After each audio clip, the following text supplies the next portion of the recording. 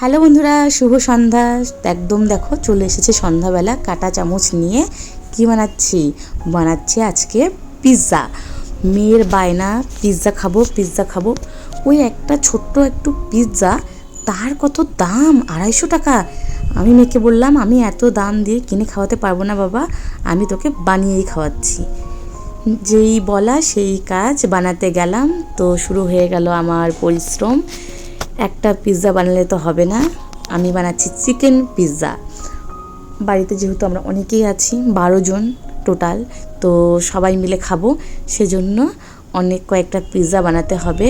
Total 4টা বানিয়েছিলাম, অনেক বড় বড়, এখানে বোঝা যাচ্ছে না ভিডিওতে, অনেক বড় মাপের পিৎজা বানিয়েছি। আর মেয়ে খেয়ে বলে যে মা দারুণ হয়েছে, আমি আর বাইরে খেতে যাব না, তোমার হাতের পিৎজা খাবো বাড়িতেই। আমি বললাম না বাবা, আমি তোকে বাইরের থেকে কিনে খাওয়াবো, আমার এই অবস্থা দেখ, এতক্ষণ ধরে পিৎজা বানিয়ে। তো